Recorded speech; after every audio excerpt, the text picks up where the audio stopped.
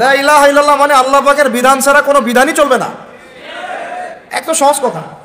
লা ইলাহা ইল্লাল্লাহ মানে আল্লাহ ছাড়া কোনো মাবুদ নাই, মানে কি আল্লাহ ছাড়া কোনো বিধানও নাই, কোনো ইলাহ নাই, কোনো উপাস্য নাই। মানে আমি আল্লাহ পাকের হুকুমের বাইরে এক পাও যেতে পারবো না। যদি চাই তাহলে আমি শুধু মুখে লা ইলাহা ইল্লাল্লাহ পড়েছি, মন থেকে পড়ি নাই। ওইটা আব্দুল্লাহ বিন উবাইও পড়েছিল। আব্দুল্লাহ বিন উবাই আবার কে? মুনাফিকদের সর্দার। তিনি কে? মুনাফিকদের সর্দার। সে কি কালিমা পড়ে নাই? কালিমা তো পড়েছে, রাসূলের পিছনে নামাজও পড়েছে, রাসূলকে দেখেছে। আমরা তো নবীকে দেখি নাই সাল্লাল্লাহু আলাইহি ওয়াসাল্লাম। একবার তাকে স্বপ্ন দেখার জন্য কত দোয়া করতে থাকি আমরা সারাদিন আল্লাহর কাছে, আল্লাহ আমাদেরকে একবার নবীকে দেখান স্বপ্নে। তার রওজায় গিয়ে সালাম দিলে মনে হয় যে নবী এখানেই শুয়ে আছেন, আমরা সামন দিয়ে হাঁটি যাচ্ছি। তিনি তো জীবিত, তিনি কি মৃত? তিনি তার রওজায় জীবিত। তো তারা নবীকে সচক্ষে দেখেছে, কালিমাও পড়েছে, নবীর পিছনে নামাজও পড়েছে, তারপরেও জাহান্নামের অতল তলে যাচ্ছে কেন? কারণ সেই কালিমা শুধু মুখে পড়েছে, সেটাকে বাস্তবে প্রতিফলন করে নাই। লা ইলাহা ইল্লাল্লাহ মানে আল্লাহ ছাড়া কোনো বিধান চলবে না, আল্লাহ পাক ছাড়া কোনো ইলাহ নাই, কোনো উপাস্য নাই। আমার ইবাদত, আমার সালাত, আমার জিকির, আমার তাসবিহ তাহলিল, আমার অর্থনীতি, আমার রাজনীতি, আমার ব্যবসা, আমার বাণিজ্য, আমার পরিবার, আমার ব্যক্তি জীবন, আমার শিক্ষা, আমার সংস্কৃতি, আমার পুরো জীবন, আমার মরণ সব আল্লাহর জন্য। সোজা কথায় আল্লাহ পাক ছাড়া আমাদের এক ডানে বামে পা ফেলার কোনো সুযোগ নাই। আল্লাহর বিধান ছাড়া ডানেও যেতে পারবো না, বামেও যেতে পারবো না। এর নাম লা ইলাহা ইল্লাল্লাহ। বলেন এখন আছে আমাদের সমাজে এটা? নামাজে লা ইলাহা ইল্লাল্লাহ আছে, এখান থেকে বের হন আপনি আবার সুদ খাচ্ছেন। ওইখানে তো লা ইলাহা ইল্লাল্লাহ থাকলো না, থাকলো? এখান থেকে বের হন আপনি আবার ওই গণতান্ত্রিক ওই যে সোকল্ড পশ্চিমা রাজনীতি করতেছেন। ওটাও একটা মাসালা যে এই যুগে আবার কিভাবে করতে হয়, ওটা নিয়ে আমি আলোচনা করতে যাচ্ছি। কিন্তু ওইটা সুন্নত না। ওটা কি না? ওটা সুন্নত না, ওটা নবী সিরাত থেকে শিক্ষা না। এটা অনেকে বলে মন্দের ভালো, কি বলে অনেকে মন্দের ভালো, আর কোনো উপায় নাই, এইভাবেই যদি কিছু করা যায়। কিন্তু এটা সিরাতের পথ নয়, এটা নবীর সুন্নত, সিরাত নয়। মন্দের ভালো বলেন অনেকে। যাই হোক, এখান থেকে বের হয়ে গিয়ে আপনি আবার যখন সংস্কৃতিতে যাচ্ছেন, অন্যদের সংস্কৃতি ফলো করছেন। এখান থেকে বের হয়ে নামাজ থেকে বের হয়ে শিক্ষা নিতে যাচ্ছেন, ওখানে অন্যের শিক্ষা ব্যবস্থা ফলো করছেন। এখান থেকে বের হয়ে আপনি ব্যবসা বাণিজ্য চাকরি বাকরি করছেন, ওখানে গিয়ে আবার অন্যের বিধান ফলো করছেন। লা ইলাহা ইল্লাল্লাহ সব জায়গায় থাকলো কোথায়? এটা নবী সাল্লাল্লাহু আলাইহি ওয়াসাল্লাম, ওই যে গাছের কথা বলছি, পবিত্র গাছ, এর শেকড়টাই হচ্ছে লা ইলাহা ইল্লাল্লাহ। এটা আগে ঠিক করতে হবে। আল্লাহ পাক আমাদেরকে বোঝার তৌফিক দান করেন। আমিন। সহজ কথায় আল্লাহ পাক ছাড়া কোনো ইলাহ নাই, আল্লাহ পাক ছাড়া কোনো বিধান নাই। আল্লাহর হুকুম ছাড়া আমি ডানাও যেতে পারবো না, বামেও যেতে পারবো না। আমাকে তার হুকুম মেনেই চলতে হবে। জীবনের যে ক্ষেত্রেই থাকি না কেন, যাই করি না কেন, তার হুকুম মেনেই করতে হবে। এটাই হচ্ছে লা ইলাহা ইল্লাল্লাহ। আরো আছে মুহাম্মদুর রাসূলুল্লাহ। এটা অর্থ কি? আমি একজনকে আদর্শ মেনে নিয়েছি, আমার একজন রোল মডেল আছে, আমার একজন মুর্শিদ আছে, আমার একজন কি আছে, নেতা আছে, আমার একজন উসওয়াতুল হাসানা আছে, যাকে ছাড়া আমি আবার ডানে বামে যেতে পারবো না। আমি এখন মুহাম্মদ রাসূলুল্লাহ সাল্লাল্লাহু আলাইহি ওয়াসাল্লাম পড়েছি মানে আমার জীবনের প্রত্যেকটা বিভাগ তার সুন্নাহ মাফিক ঢেলে সাজাইতে হবে, এর বাইরে আমি যেতে পারবো না। আমি আমার চেহারাটা নিজের মন করা বানাতে পারবো না। আমার চেহারা তেমনই হইতে হবে, সাথে তাদের পার্থক্য কত, মানে শেকরের যে সিংহ পুরুষ, তাদের সাথে আমাদের আসলে পার্থক্য কত বেশি, এটা কি বুঝতে পারে? আমরা অনেকে মনে করি নামাজ পড়তেছি, আমরা একটা ইসলামিক ভালো পরিবেশে আছি, মনে হয় যে সব কায়েম হয়ে গেছে। আসলে না। মূল ইসলাম, মূল গন্তব্য, আমাদের মূল ভিশন এবং আমাদের সালফে সালেহিনদের যে চিরায়ত লাইফস্টাইল, তাদের যে মেহনত, তারা যেটা আঞ্জাম দিয়েছেন, আমাদের থেকে এটা যোজন দূর, বহু দূর। তো প্রিয় ভাইরা, মুহাম্মদ রাসূলুল্লাহ মানে আমি আমার জীবনের প্রত্যেকটা ক্ষেত্র নবী সাল্লাল্লাহু আলাইহি ওয়াসাল্লামের অনুকরণ ছাড়া আগাতে পারবো না। চুল রাখবেন, নবীর মতো রাখতে হবে। চেহারা আপনার নবীর মতো হতে হবে। আপনার পোশাক আশাক তার মতো ঢিলে ঢালা হতে হবে। প্যান্ট আমাদের শুরু হচ্ছে পরা নাভির নিচ থেকে, আর শেষ হচ্ছে ওই যে ছেঁচড়াচ্ছে, জাহান্নামে যাচ্ছে ওই অংশটুকু, হাদিসে আসছে। খাওয়া দাওয়া ঠিক করতে হবে, ঘুমানো, লাইফস্টাইল, আমাদের কথাবার্তা, প্রত্যেকটা ক্ষেত্র, আমাদের ব্যবসা, আমাদের বাণিজ্য, আমাদের মুআমালাত, আমাদের মুআশারাত, আমাদের ইবাদত, আমাদের জিকির, আমাদের তাসবিহ তাহলিল, আমাদের তিলাওয়াত, মানে আমাদের প্রত্যেকটা ইসলামের বেসিক ফান্ডামেন্টাল এবং এই জীবনের প্রত্যেকটা পার্ট। জীবনের পার্ট আসলে 5-6টার বেশি হয় না। ব্যক্তি জীবন, ইবাদতের ধর্মীয় জীবন 2টা গেল, 3 নম্বর হচ্ছে শিক্ষার জীবন 3টা, 4টা হচ্ছে অর্থনৈতিক জীবন, 5 নম্বর আমাদের সমাজনীতি, 6 নম্বর আমাদের রাজনীতি, 6টা। আর আরেকটা হচ্ছে আমাদের সংস্কৃতি। এই তো এই 7টা 8টার বেশি আমাদের জীবনের কোনো সেক্টর নাই, কিন্তু এই প্রত্যেকটা সেক্টর আমাকে নবীর সুন্নত মোতাবেক সাজাতে হবে। এর নাম মুহাম্মদ রাসূলুল্লাহ। আমি কিভাবে বুঝাবো, আসলে বোঝানোর মতো এলেমও নয় আমার সেরকম লাফজও আসবে না। উমর রাদিয়াল্লাহু আনহু, যিনি জান্নাতের সার্টিফিকেট প্রাপ্ত একজন মানুষ, 10 জন আশারায়ে মুবাশশারার একজন, 4 খলিফার বরেণ্য একজন খলিফা, যার মতো শাসন ব্যবস্থা কেউ কায়েম করতে পারে না। পারছে?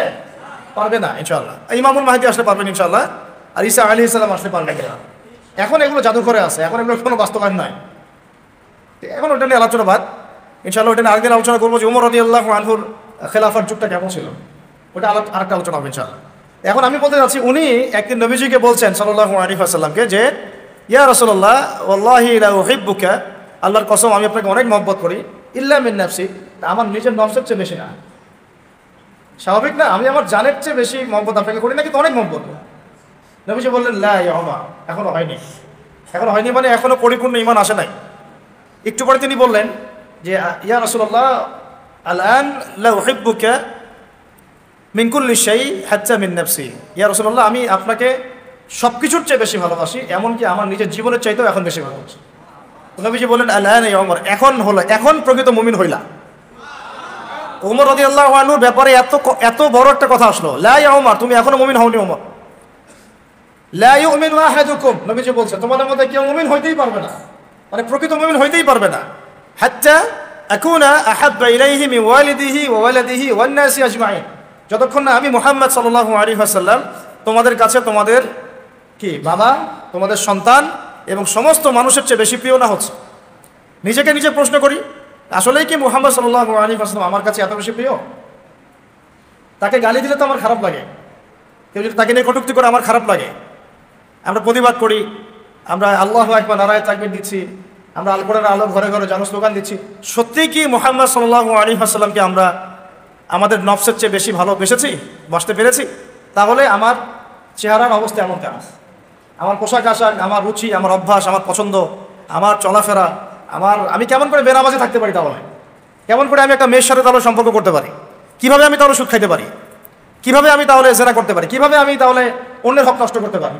আমি যদি নবী মুহাম্মদকে ভালোবেসেই থাকি সাল্লাল্লাহু আলাইহি ওয়াসাল্লাম, কিভাবে আমি তার সুন্নতের বাইরে যেতে পারি? আমার কথা কি লজিক বা যুক্তি আছে না নাই? তাহলে আমাদের লা ইলাহা ইল্লাল্লাহর মধ্যেও কিছু ঘাপলা আছে আমাদের চলমান, এবং মুহাম্মদুর রাসূলুল্লাহর দাবির মধ্যেও কিছু ঘাপলা আছে না নাই? এই ঘাপলাগুলো দূর করে আমাদেরকে একটা পবিত্র বৃক্ষ রোপণ করতে হবে। তাহলে আবু জাহেলের যুগ পরিবর্তন হয়ে সাহাবীওয়ালা যুগ হবে ইনশাআল্লাহ। আপনারা কি বুঝতে পারেন যে আমরা এখন আবু জাহেলের যুগে আছি? আমার খোলামেলা কথা শুনেন, এই বিশ্বে মানুষ এখন ইলাহ মেনে নিয়েছে কাকে জানেন? এই বিশ্বে মানুষ কোনো কোনো ক্ষেত্রে বহু মুসলমানের মধ্যে পড়ে গেছে। মানুষ বলতে বোঝাচ্ছি অমুসলিম যারা আছে ওরা তো আছে, আর যারা মুসলিম তাদের মধ্যেও বহু মুসলিম এই কাতারে ঢুকে গেছে, যারা আল্লাহকে বাদ দিয়ে ইউনাইটেড নেশনসকে ইলাহ বানিয়ে নিয়েছে। ও যা বলে তাই, ও যদি বলে এটা ঠিক তো এটা ঠিক, এটা বেঠিক তো এটা বেঠিক, এটা হালাল হবে তো হালাল, এটা হারাম হবে তো হারাম। এক্সাম্পল দিচ্ছি, আমি তো আমার হেডসেট নিচ থেকে কথা বলছি না। আল্লাহ পাক আল কোরআন তো এখন সামনে নাই, থাকলে দেখাতাম খুলে। আল্লাহ রাব্বুল আলামিন কোরআনের মধ্যে দিনার এবং দিরহামের কথা বলেছেন। এটা কি আজকে নাম প্রথম শুনলেন? দিনার মানে কি? স্বর্ণ মুদ্রা। দিনার মানে কি? আর দিরহাম মানে রৌপ্য মুদ্রা। কোরআনে আল্লাহ পাক এগুলোর কথা বলেছেন। আপনার নবী, আমার নবী মুহাম্মদ সাল্লাল্লাহু আলাইহি ওয়াসাল্লাম এগুলো দিয়ে কেনাবেচা করেছেন। আপনাদের কি মনে হয় উনি কি বিকাশের রকেটে টাকা পাঠাতেন? না, ডলার এক্সচেঞ্জ করতেন, পেপার মানি ইউজ করতেন, ইলেকট্রনিক মানি বা ক্যাশলেস সোসাইটিতে থাকতেন, দিনার দিরহাম দিয়ে এক্সচেঞ্জ করতেন, কেনাবেচা করতেন। তো অটোমান এম্পায়ারটা যখন ছিল ওই 1914 সালের আগ পর্যন্ত ঘাটাঘাটি করলে দেখবেন এই বেশি না 100-200 বছর আগেও এই জিনিসগুলোর প্রচলন ছিল সমাজে। বেশি দিন যেতে হবে না, 200-250 বছর, যতক্ষণ পর্যন্ত ফরাসি বিপ্লব হয়েছে 1779 সালের দিকে, তারপরে যে পশ্চিমাদের উত্থানটা, তারপরে ব্রিটেন জার্মানিকে সরাই দিয়ে সারা বিশ্ব শাসন করা শুরু করলো, ব্যাংক অফ ব্রিটেন প্রতিষ্ঠা করলো, তখন যে পাউন্ড চালু করলো, ওই সময় থেকে শুরু হয়েছে পেপার মানি। এর আগে একটা হদিসই পাবেন না। এখন কথা হচ্ছে যে 1944 সালের দিকে, কত সালে? ফার্স্ট ওয়ার্ল্ড ওয়ার হয়েছে 14 থেকে 18, সেকেন্ড ওয়ার্ল্ড ওয়ার তো 45-এর দিক থেকে শুরু হয়েছে, তাই না? তো 44-এর দিকে এই যে ব্রিটেন উড কনফারেন্সের মধ্য দিয়ে এই ইউনাইটেড নেশনস গোল্ড দিনার সিলভার দিরহামকে মার্কেট থেকে হারাম করে দিল। এখন থেকে আর এটা দিয়ে কোনো ট্রেড ব্যবসা বাণিজ্য কিছু করা যাবে না। আমরা যে পেপার মানি দিয়ে দিয়েছি এটা দিয়ে করতে হবে, এটা ডলার কেন্দ্রিক হবে, বাকি কারেন্সি এটা থেকে মনিটর করা হবে ইত্যাদি। তো আল্লাহ পাক দেখেন যেটাকে হালাল করেছেন আমরা সেটাকে হারাম করে দিলাম। আমি বুঝতে পারতেছি না মনে হয়। আল্লাহ পাক যেটাকে হালাল করেছিলেন কোরআনে, নবী যেটা দিয়ে ব্যবসা বাণিজ্য করেছেন, ওই কারেন্সিটাকে জায়নিস্টরা হারাম করে দিল, আমরা সবাই মেনেও নিলাম এবং আমরা বুঝতেও পারলাম না যে এটা ইসলামিক কারেন্সি না। যে কোটি কয়েক মানুষ এগুলো নিয়ে আবার টুকটাক কথা বলে ওদেরকে আবার তকমাও লাগানো শুরু করলাম। তো এখন আল্লাহর হালালকে যদি কেউ হারাম করে, আল্লাহর হারামকে যদি আবার কেউ হালাল করে, তাহলে একে কোরআন সুন্নাহর ভাষায় কি বলা হয় আমি ফতোয়া দিব না, ওলামায়ে কেরামের কাছে জিজ্ঞাসা করব। এখন আমি এমনি বলি নাই যে আমরা এদেরকে ইলাহ বানিয়ে নিয়েছি। ইলাহ মানে কি? যার কথা মেনে চলা হয়, যে আমার উপাস্য, যার কথা আমি ভক্তি শ্রদ্ধার সাথে মেনে চলি, যে আমাকে বলে উঠো আমি উঠি, যে বলে বসো আমি বসি, এই তো ইলাহ। এমনকি প্রবৃত্তির যে কথাটা আছে, আমরা প্রবৃত্তি, মনের বাসনা, মন চাচ্ছে একটা মেয়ের সাথে জেনা করবেন, কথা বলবেন, ফিল্মিক্সিংয়ে যাবেন, মন চাইলে আপনি চলে গেলেন। এই মন যে চাইলে আপনি করলেন, এটাকেও বলা হচ্ছে প্রবৃত্তির দাসত্ব, প্রবৃত্তির। সূরা ফুরকান খুলে দেখবেন, আর আইতা মান ইত্তাখাযা ইলাহাহু হাওয়াহু আফাআনতা তাকুনু আলাইহি ওয়াকিলা। আল্লাহ পাক বলছেন, হে নবী আপনি কি সেই ব্যক্তির জিম্মেদারি নিতে চাচ্ছেন যে তার নফসকে, প্রবৃত্তিকে ইলাহ বানিয়ে নিয়েছে? প্রবৃত্তিকে ইলাহ বানিয়ে নেওয়া মানে কি? মন যা চায় সে তাই করতে চাচ্ছে। মন চাইলে একটু ড্রিঙ্কস করে ফেল, মন চাইলে একটু আমি এখন নামাজ বাদ আগে পাবজি খেলবো, ওইটা হচ্ছে ওই গেমসটাকে সে ইলাহ বানায় নিল, প্রবৃত্তিটাকে। মন চাইলো যে আমি একটা পর্ন দেখে ফেলাই, নাউজুবিল্লাহ, তখন ওই যে প্রবৃত্তির চাওয়াটা, এটাকে সে ইলাহ বানায় নিল আর কি। এটাকে আল্লাহ পাক ইলাহ বলছেন। আর আইতা মান ইত্তাখাযা ইলাহাহু হাওয়াহু, যে ব্যক্তি তার হাওয়াকে ইলাহ বানিয়ে নিল। তাহলে ইলাহ শব্দের ব্যাখ্যা বুঝতে পারলেন? তাহলে এখন বলেন বৈশ্বিক প্রেক্ষাপটে আমাদের ইলাহ কি এখন আল্লাহ পাক আছেন না নাই?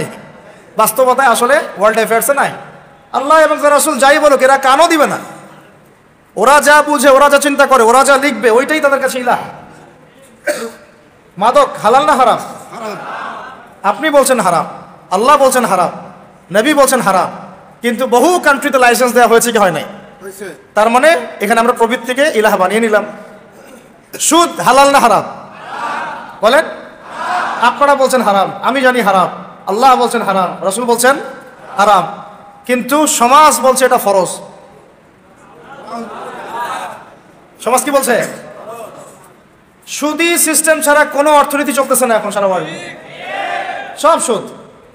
সমাজ কেন বলবে না? কারণ সমাজের উপরে আছে রাষ্ট্র, রাষ্ট্রের সেন্ট্রাল ব্যাংক আছে, ওর মধ্যে সুদ আসতেছে। সেন্ট্রাল ব্যাংককে বলতে বাধ্য করা হচ্ছে because world bank, IMF, federal reserve ওর উপরে আছে, ওরা আবার সুদ চাপাচ্ছে। বিভিন্ন কান্ট্রি থেকে লোন নিতে হলে আমাকে সুদে নিতে হচ্ছে। আমরা ওই যে কারেন্ট জালে আটকা পড়ে গেছি। কি জালে আটকা পড়ছে? সুদে, রিবার, কারেন্ট জালে আটকা পড়ে গেছে, বেরোনোর সুযোগ নাই। হয়তো এই যুগটার কথাই নবীজি বলছিলেন সাল্লাল্লাহু আলাইহি ওয়াসাল্লাম, এমন একটা যুগ আসবে যে মানুষ যারা রিবা থেকে বেঁচে থাকতে চাইবে তাদের গায়েও সুদের ছিটা ফোটা গিয়ে পড়বে। এখন আমরা বেঁচে থাকতে চাচ্ছি, দেখবেন আপনার কাছে ছিটা ফোটা গিয়ে লাগতেছে। এখন সুদের মানে একটা ছোট্ট একটা গ্রামে গিয়েও দেখবেন যে বহু সুদী এনজিও কাজ করতেছে। এখন সুদের এই কারবার এত বেশি তৎপর যে এরা কোনো কোনো ক্ষেত্রে একটা রাষ্ট্রের শক্তিকে জিম্মি করে ফেলতে পারে। বুঝেন কথা, বুঝেন, এত গভীর এদের ব্যবসা বাণিজ্য। এখন আমাকে একটা প্রশ্নের উত্তর দেন দেখি। এই চাচা, ওই চাচা, আমি, আপনি, আমরা যদি সুদ না খাই আমাকে পুলিশ ধরে নিয়ে যাবে? আমাকে কি আইনের আওতায় আনা হবে? আমাকে সরকার চাপ দিবে? আমরা যদি মাদক না খাই তাহলে কি আমাকে জোর করে খাওয়াবে? সরকার চাপ দিবে? না খাওয়ার অপরাধে ধরে নিয়ে যাবে? তাহলে বুঝতে পারলাম যে আমরা নিজেরাই সুদ খাচ্ছি, আমরা নিজেরাই মাদক খাচ্ছি। আপনি মাদক খায়েন না, মাদকের ব্যবসা চলবে না। আপনি সুদ খায়েন না, সুদের ব্যবসা চলবে না। আপনি খ্রিস্টান হয়েন না, ওরা ইসাই মুসলিমদের তৎপরতা চালাতে পারবে না। আপনি ওই যারা আল্লাহ নবী সাল্লাল্লাহু আলাইহি ওয়াসাল্লামের পরেও নবুয়ত দাবি করতেছে, নাউজুবিল্লাহ, ওই যে কি নাম, কাদিয়ান, ওদের বিজনেস আপনি ওটা লঞ্চ করেন না, ওদের সাথে সম্পর্ক রাখেন না, তাহলে আপনি সেফ থাকলেন। আমরা তো নিজেরাই এগুলোতে পা দিচ্ছি। তারপরে আমি দাবি করতেছি আমি লা ইলাহা ইল্লাল্লাহ পরা মুসলমান, মুহাম্মাদুর রাসূলুল্লাহ পরা মুসলমান সাল্লাল্লাহু আলাইহি ওয়াসাল্লাম। আর মূল কথা, ভাই অনেক কথা বলে ফেললাম, মূল কথাটাই ফিরে আসি। মূল কথাটা হচ্ছে যে আমাদেরকে এই নোংরা শেকড় উপরায় ফেলে বা একে মেডিসিন দিয়ে ঠিক করে একটা পবিত্র গাছে পরিণত করতে হবে। আর এই দায়িত্বটা ব্যক্তিগতভাবে কোনো ব্যক্তির না, এই দায়িত্বটা কোনো ইমাম সাহেবের একার না, কোনো সরকারের একারও না, প্রশাসনের কোনো বিভাগের একার না, ওলামায়ে কেরামের একার না। এই দায়িত্বটা আমাদের এই 16 কোটি মুসলমানের। সবাই যদি যার যার জায়গা থেকে কাজ শুরু করেন বা দায়িত্ব পালন করা শুরু করেন, ইনশাল্লাহ দেখবেন সমাজ ঠিক হয়ে গেছে। মনে করেন আমরা আজকে নিয়াত করলাম আমরা এখানে যারা আছে কেউ সুদ খাবো না, তো সুদের বাণিজ্য বাড়বে না কমবে? একটু হলেও তো কমবে, কমবে তো। যদি আমরা নিয়াত করি আমরা 15 কোটি মুসলমান কেউ সুদ খাবো না, তাহলে সুদের বাণিজ্য কমবে না বাড়বে? কমবে। ওরা ব্যবসা গুটায় চলে যাবে, খায় না, আমি থাকে কি করবো? কথাটা বোঝেন? মাদকের অনেক কারবার চলতেছে, ইয়াবা থেকে শুরু করে ফেন্সিডিল, গাঞ্জা, হিরোইন, কত কি। আর আমরা যদি ইয়াংদেরকে বুঝাতে পারি এই 7 কোটি ইয়াং জেনারেশন কেউ মাদক খাবে না, ওরা কি ব্যবসা করতে পারবে? এভাবে একটা একটা করে ধরেন, সমস্যা এভাবে সলভ করতে হবে। শিক্ষা, শিক্ষা আমি এই শিক্ষা নিব না, আমি কোরআন সুন্নাহ ভিত্তিক শিক্ষা নিব। জোর করে চাপাবে আমাকে? প্রয়োজনে তখন যদি 10 কোটি মুসলমান বলে যে আমরা এইসব শিক্ষা নিব না, আমরা শুধু কোরআন সুন্নাহ ভিত্তিক, কোরআন সুন্নাহ ভিত্তিক জেনারেল শিক্ষা নিব, সমস্যা নাই। কোরআন সুন্নাহ ভিত্তিক জেনারেল শিক্ষা নিব, কোনো সমস্যা নাই। কিন্তু কোরআন সুন্নাহ বিবর্জিত শিক্ষা নিব না। আর কোরআন সুন্নাহর সাথে সাংঘর্ষিক এমন শিক্ষা তো নিবই না, যেমন শরীফ থেকে শরীফা। তো তখন কিন্তু এই শিক্ষাটা আর এভাবে লঞ্চ করতে পারবে না, আস্তে আস্তে কিন্তু কমে যাবে। মানুষ এগুলো বিপক্ষে, তাহলে দেখবে সরকারও তখন বলবে যে মানুষ যেহেতু বিপক্ষে, আমি কেন এটা আবার জোর করে লঞ্চ করতে যাব? তারাও তো মুসলমান পরিবারের সন্তান, তা আমরা ওদেরকে বোঝাতে হবে, তাদেরকে বোঝাতে হবে। এখন আমার কথাগুলো একটু মনের কান দিয়ে বোঝার চেষ্টা করেন যে এখন প্রবলেমগুলো অনেক গভীরে চলে গেছে। এইটা থেকে সলভ করার জন্য আমাদের কাছে রাস্তা এখন একটা, সেটা হলো নবী সাল্লাল্লাহু আলাইহি ওয়াসাল্লামের সিরাত। কি বললাম বলেন? আপনারা সবাই বাসায় গিয়ে 23 বছরে নবী সাল্লাল্লাহু আলাইহি ওয়াসাল্লাম যেভাবে দাওয়াতের কাজ করেছেন, মেহনত করেছেন, মানুষের ঘরে ঘরে দাওয়াত দিয়েছেন, মানুষের অন্তর্জগৎ পরিবর্তন করেছেন, মানুষকে পরকাল চিনিয়েছেন, আল্লাহর জবাবদিহিতার চেতনা জাগাই দিয়েছেন, হ্যাঁ, মানুষকে সোয়াবের কাজে উদ্বুদ্ধ করেছেন, হারাম থেকে দূরে রেখেছেন। এই যে তাসকিয়া, শুধু এলেম শিখান নাই, এলেম শিখিয়েছেন, আমল শিখিয়েছেন, তাসকিয়াও শিখিয়েছেন, তাসকিয়াও অর্জন করিয়েছেন। তারপরে সমাজ মেনে নেয় নাই, প্রয়োজনে হিজরত করে চলে গেছেন দূরে। সমাজ মেনে নেয় নাই, প্রয়োজনে তায়েফে গিয়েছেন। সমাজ মেনে নেয় নাই, প্রয়োজনে চলে গেছেন মদিনায়। ওখানে গিয়ে মাশাআল্লাহ আনসারী সাহাবীরা ইসলাম আগে থেকে কবুল করেছিল, সেখানে গিয়ে ইসলাম শক্তিশালী হয়েছে। তারপর আস্তে আস্তে আবার জিহাদ হয়েছে, হইতে হইতে এক পর্যায়ে মক্কা বিজয় হয়েছে। এই যে সিরাতের যে প্যাটার্ন, এই প্যাটার্ন ছাড়া এই বিশ্বে দিন কায়েম হবে না। অন্য যে রাস্তাগুলো তো আমরা হাঁটতেছি না, এইগুলো সিরাতের রাস্তা না। এই সিরাতের রাস্তা আমাদেরকে ফিরে আসতে হবে। তো শুরুটা হবে কোথা থেকে? আমার ব্যক্তি জীবন থেকে। আমরা সবাই আগে নিজেরা লা ইলাহা ইল্লাল্লাহ নিজের মধ্যে ইনস্টল করবো ইনশাআল্লাহ। নিজেরা নিজেদের জীবনে আগে ব্যক্তি জীবনে মুহাম্মদুর রাসূলুল্লাহ প্রতিষ্ঠা করবো সাল্লাল্লাহু আলাইহি ওয়াসাল্লাম। তারপরে আমার পরিবারটা আমি ঠিক করব, এর মধ্যে আমার শিক্ষাটা আমি ঠিক করে নিব, কোন শিক্ষা শিখলে আমার পরকাল বাঁচবে। আমার সন্তানের শিক্ষা নিশ্চিত করব। আমি আমার এলাকার মধ্যে আমার সামর্থ্য অনুযায়ী দাওয়াতের কাজ করব। আমাদেরকে দাওয়াতে মেহনত করতে হলে গভীর জ্ঞান অর্জন করতে হবে। এই কারণে ওলামায়ে কেরামের সোহবতে আসতে হবে, এসে আমাদেরকে সিলেবাস মেনটেন করে পড়াশোনা করতে হবে। তারপরে নিজের উপর সে আমলটা আবার প্রতিষ্ঠা করতে হবে। নিজে আমল না করে মানুষকে তো বলা যায় না। তারপরে কি আমাদের সন্তানদেরকে মানুষ করার পরে আমাদের রিজিকটা আবার হালাল করতে হবে, কোনো হারাম যেন না ঢুকে। মা বোনদেরকে পর্দায় রাখতে হবে। তারপরে আমর বিল মারুফের কাজ করতে হবে, নাহি আনিল মুনকারের কাজ করতে হবে। এভাবে ওলামায়ে কেরামদেরকে একটা জায়গায় আনার চেষ্টা করতে হবে। বিভক্তি বাড়ানো যাবে না, ঐক্যবদ্ধ করার চেষ্টা করতে হবে। এভাবে কাজ করতে থাকেন এবং সর্বমহলে দাওয়াত পৌঁছাতে হবে। শুধু মসজিদের মুসল্লিরা শুনবে, পার্লামেন্টের মানুষরা শুনবে না এমন না, তাদেরকেও ইসলাম শেখাতে হবে, তাদেরকে ইসলাম জানাতে হবে। আমার বিশ্বাস, দৃঢ় বিশ্বাস যে তারা, আমি বিশ্বাস করি তারা 100% ইসলাম বুঝেই না, বা বুঝলেও অনেকে মানতে চান না, অনেকে বুঝেন না, অনেকে বুঝেও মানতে চান না। আমার বিশ্বাস তারা বুঝেন না, ইসলামের গভীরতা বুঝেন না। হয়তো আপনারা মডারেট ইসলাম ফলো করতে চান, ওই যে আমেরিকান ভার্সন অফ ইসলাম, ঠিক আছে, ওই ব্রিটিশ ভার্সন অফ ইসলাম, এগুলো ভালো লাগে। কিন্তু মুহাম্মদ সাল্লাল্লাহু আলাইহি ওয়াসাল্লামের তরিকা, এই পথ, এই সিরাত, এই সুন্নাত, এই যে দিন লা ইলাহা ইল্লাল্লাহ প্রতিষ্ঠা করা, এটা আপনাদের কান পর্যন্ত হয়তো পৌঁছাচ্ছে না। সব মহলে দাওয়াত দিতে হবে, আমাদের প্রশাসনের ভাইদেরকে দাওয়াত দিতে হবে, আমাদের রাজনৈতিক ব্যক্তিবর্গকে দাওয়াত দিতে হবে। কাউকে অবহেলা করে দূরে সরাই দেওয়া যাবে না, ঘৃণা করা যাবে না, কাছে টানতে হবে, কাছে টেনে দাওয়াত দিতে হবে। আল্লাহ নবী আবু জেহেলকে দাওয়াত দেন নাই? বলেন। এখানে মনে রাখবেন, আল্লাহ নবী সাল্লাল্লাহু আলাইহি ওয়াসাল্লাম আবু জেহেল, আবু লাহাব, উতবা, সাইবা, এত বড় বড় কাফেরদেরকেও দাওয়াত দিয়েছেন। তিনি দাওয়াত দিয়েছেন, আবার তেল মারেন নাই। কথা বোঝার চেষ্টা করেন, তিনি দাওয়াত দিয়েছেন, তেল দেন নাই। তেল দেওয়া বুঝেন? আমরা দাওয়াত দিই না, তেল মারি। আমরা তেল মারার চেষ্টা করি কিছু স্বার্থ হাসিলের জন্য। তেল মারা বন্ধ করেন, তাদেরকে দাওয়াত দেওয়ার চেষ্টা করেন। তাদেরকে দাওয়াত দিতে হবে, দাওয়াত, সব মহলে দাওয়াত, একদম উঁচু লেভেল থেকে শুরু করে আমাদের শিক্ষাবিদ, বুদ্ধিজীবী, প্রশাসন, আমজনগণ, যুবক যুবতী, আমাদের তরুণ তরুণী, আমাদের যারা আছেন ওলামায়ে কেরামদের মধ্যে যদি কোনো ত্রুটি থাকে আমরা আপোষে বসে আমরা সেটা নিয়ে ডিসকাস করবো ইনশাআল্লাহ। করে এই দাওয়াতটাকে সর্বমহলে যখন ছড়ায় দেওয়া যাবে এবং যখন দেখা যাবে একটা ইউনাইটেড প্ল্যাটফর্ম ক্রিয়েট হচ্ছে, আর আল্লাহ কার হাত দিয়ে করবেন আমরা জানি না, কারণ আমাদের মধ্যে অনেক ডিভাইডেশনের শেষ নাই, আর এই কারণে আমরা এখন পর্যন্ত বিজয় লাভ করতে পারি নাই। ঠিক আছে, সবাই সবার যার যার জায়গা থেকে মনে করতেছে অনেক কিছু করে ফেলছি।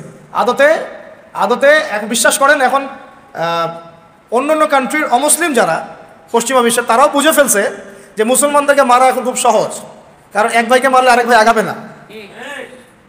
10টা-12টা কান্ট্রির মাঝখানে তারা কিভাবে ফিলিস্তিনকে ধ্বংস করে ফেললো, আশপাশে 10টা কান্ট্রি আছে, কেউ আগাচ্ছে না। ওরা খুব ভালো করেই জানে মুসলমানরা আগের মতো ওই ইন্নামাল মুমিনুনা ইখওয়ার মধ্যে নাই, এদের একটাকে মারলে বরং আরেকটা মিষ্টি বিতরণ করবে। কথা বুঝতে পারতেছেন না?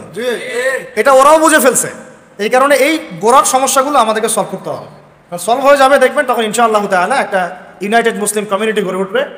তখন আমরা তো কারো ক্ষমতার দিকে হাত বাড়াচ্ছি না, আমরা চাচ্ছি যারা আছে তারাই ইসলামটা প্রতিষ্ঠা করুক। কি চাচ্ছি আমরা দাওয়াত দিতে চাচ্ছি যাতে যারা আছে তারাই যেন ইসলামটাকে কি করে, প্রতিষ্ঠা করে। আল্লাহ নবী আবু জাহেলকে কি বলেছিলেন জানেন? আবু জাহেল আবু লাহাব উতবা সাহেব এসে প্রস্তাব দিচ্ছে, তুমি কি সুন্দরী নারী চাও? বলে নাউজুবিল্লাহ, 100টা মেয়ে বিয়ে দিব তোমাকে, আরবের সুন্দরী। তুমি কি আমাদের কাবা ঘরের চাবি চাও? তুমি কি আমাদের ক্ষমতা চাও? তুমি কি আমাদের সব খাজানা চাও? খাজানা বুঝেন মানে সম্পদ, এগুলো চাও? সম্পদ, নারী, ক্ষমতা, এগুলো টপ দিল তাকে। তুমি কি এগুলো চাও? যদি চাও তাহলে এগুলো দিচ্ছি তোমাকে, তুমি লা ইলাহা ইল্লাল্লাহ মুহাম্মাদুর রাসূলুল্লাহ দাওয়াত দেওয়া বন্ধ করে দাও। এটা তাকে প্রস্তাব দেওয়া হলো। আর তিনি পাল্টা রিপ্লাই করতেছেন কি, যে আপনারা শুধু একবার একটা কালিমা পড়েন, এই সম্পদ, এই নারী, এই ক্ষমতা যেগুলোর কথা বলছেন এগুলো তো আমার দরকারই নাই, আপনারা খালি একটা কালিমা পড়েন, শুধু আরবের না পুরো বিশ্বের রাজত্ব পাবেন ইনশাআল্লাহ। এটা কে দাওয়াত দিচ্ছে? আমাদের নবীজি নিজে বলতেছেন এই কথা। তারা আবার বললো যে তাহলে একটা কেন, 10টা কালিমা পড়তে রাজি আছে। তখন তিনি বললেন কুলু লা ইলাহা ইল্লাল্লাহ তুফলিহুন, বলো লা ইলাহা ইল্লাল্লাহ, আল্লাহ ছাড়া কোনো মাহবুদ নাই, মানে আল্লাহ ছাড়া কোনো হুকুম নাই, কোনো ইলাহ নাই, সফল হয়ে যাবে।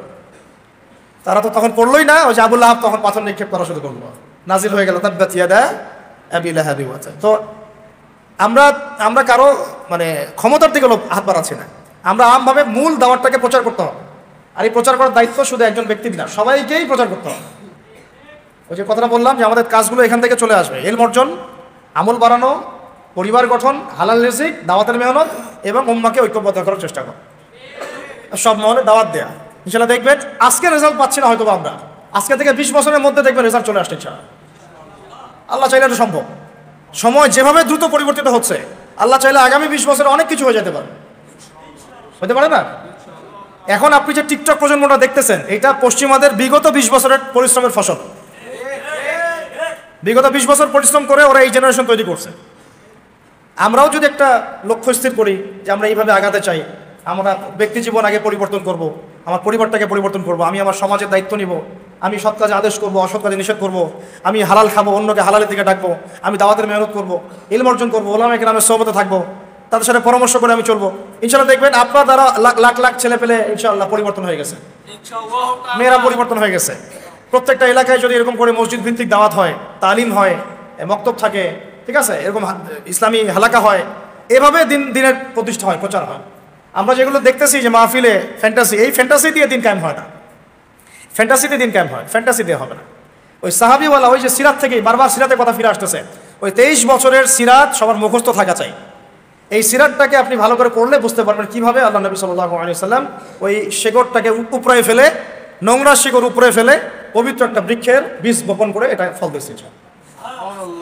আল্লাহ পাক আমাদেরকে সেই পথে হাঁটা তৌফিক দান করেন।